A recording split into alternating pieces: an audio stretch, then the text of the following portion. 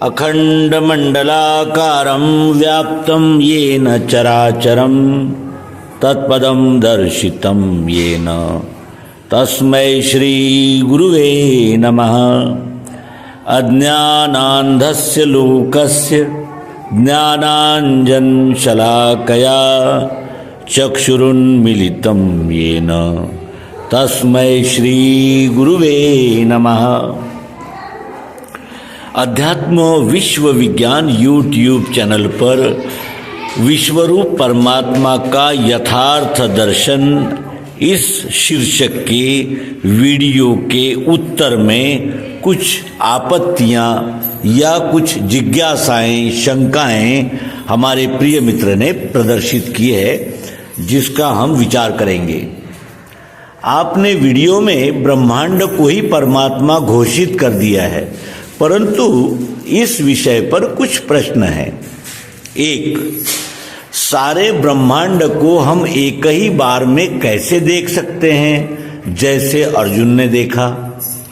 दो, अर्जुन विराट को देखकर डर क्यों गया? आपका सत्संग सुनकर, आपके द्वारा बताए गए विश्वरूप को जानकर मुझे तो कोई डर नहीं लगा। श्री कृष्ण गीता में कहते हैं कि सारी सृष्टि उनके एक अंश मात्र में धारण की हुई है और परमात्मा ने वृत्ताकार रूप से उसे घेर कर स्थिर है। तब यह सारा ब्रह्मांड परमात्मा कैसे हुआ? ब्रह्मांड में वायु तत्व और जल तत्व व्याप्त नहीं है, यह पृथ्वी पर ही है। अभी तक तो आपने 5 तत्वों को भी परमात्मा का हिस्सा बताया है। श्री कृष्ण जी कहते हैं कि जब भी संसार में अधर्म बढ़ता है उसका नाश करने को आता हूं। अगर यह ब्रह्मांड ही परमात्मा का रूप है तब उसका आना सिद्ध नहीं होता। मया तत्मिदं सर्वं जगत व्यक्त मूर्तिना मत्स्थानि सर्वभूतानि न चाहम तेष्व स्थितः। श्रीमद् भागवत गीता अध्याय 9 श्लोक 4। हे अर्जुन, मुझ सच्चिदानंद घन परमात्मा से यह सब जगत अव्यक्त से मूर्त रूप परिपूर्ण है और सब भूत मेरे अंतर्गत संकल्प के आधार पर स्थित है, इसलिए वास्तव में मैं उनमें स्थित नहीं हूं। न च मस्थानि भूतानि पश्य मे योगमैश्वरम भूत भन्न च भूतस्थो ममात्मा भूत भावना। श्रीमद् भगवद गीता अध्याय 9 श्लोक 5। और वे सब भूत मेरे में स्थित नहीं हैं, किंतु मेरी योग माया और मेरे प्रभाव को देख भूतों का आधार पोषण करने वाला और भूतों को उत्पन्न करने वाला मेरा आत्मा भी वास्तव में भूतों में स्थित नहीं है। द्वामीमो पुरुषो लोके क्षरश्चाक्षर एव च क्षरः सर्वाणि भूतानि कूटस्थो क्षर उच्यते। श्रीमद् भगवद गीता अध्याय 15 श्लोक 16। हे अर्जुन, इस संसार में नाशवान एवं अविनाशी ये 2 प्रकार के पुरुष हैं। इनमें संपूर्ण भूत प्राणियों के शरीर तो नाशवान और जीवात्मा अविनाशी कहा जाता है। उत्तमः पुरुषस्त्वन्यः परमात्मेत्युदारहतः यो लोकत्रयामावृत्य विभर्त व्यय परमेश्वरः। श्रीमद् भगवद गीता अध्याय 15 श्लोक 17। हे आत्मा वालों, चेतन आत्मा कभी भी परमात्मा नहीं है। चेतन, जिसे ब्रैकेट में आत्मा कहा है उन्होंने, कभी भी परमात्मा नहीं है। परमात्मा तो जड़ जगत तथा चेतन आत्मा से भी परे एक उत्तम पुरुष है, जो परमात्मा व पुरुषोत्तम नाम से कहा जाता है।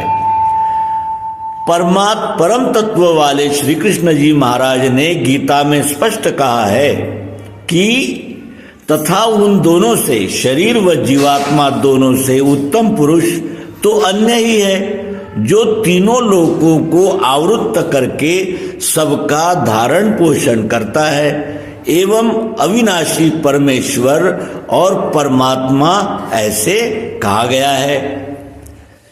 यस्मात् क्षरमतीतो हम क्षरादपि चोत्तमः अतोस्मि लोके वेदे च प्रथितः पुरुषोत्तम। श्रीमद् भगवद गीता अध्याय 15 श्लोक 18। क्योंकि मैं नाशमान जड़ वर्ग क्षर जगत से तो सर्वथा अतीत हूं ही और अविनाशी जीवात्मा से भी उत्तम हूं, इसलिए लोक में और वेद में भी पुरुषोत्तम नाम से प्रसिद्ध हूं। यो मामेवं सम्मूढ़ो जानति पुरुषोत्तमम् स सर्वविद्वज्जति माम सर्वभावेन भारत। श्रीमद् भगवद गीता अध्याय 15 श्लोक 19। हे भारत, इस प्रकार तत्व से जो ज्ञानी पुरुष मेरे को पुरुषोत्तम मानता है, वह सब प्रकार से निरंतर मुझ वासुदेव परमेश्वर को ही भजता है। अश्रद्धानः पुरुषः धर्मस्यास्य परन्तप अप्राप्य माम निवर्तन्ते मृत्यु संसार वर्तमनि। श्रीमद् भगवद गीता अध्याय 9 श्लोक 3। हे परंतप, इस तत्वज्ञान रूप धर्म में श्रद्धा रहित पुरुष मेरे को न प्राप्त होकर मृत्यु रूप संसार चक्र में भ्रमण करते। गीता अध्याय 13 श्लोक 14। सर्वतः पणिपादम तत्सर्वतो क्षिशिरो मुखम सर्वतः श्रुतिमल्लोके सर्वमावृत्य तिष्ठति। हे वे परमात्मा सब जगह हाथों और पैरों वाले, सब जगह नेत्रों सिरों और मुखों वाले तथा सब जगह कानों वाले हैं। वे संसार में सबको घेर के स्थित है, सब में घुस कर के नहीं। ऐसी है परमात्मा की सर्वव्यापकता। ऐसा इनका अभिप्राय आया है और इस अभिप्राय से ये निश्चित होता है कि वे सद्गुरु युक्ति को यथार्थतः जानने में उत्सुक है, जिज्ञासु है।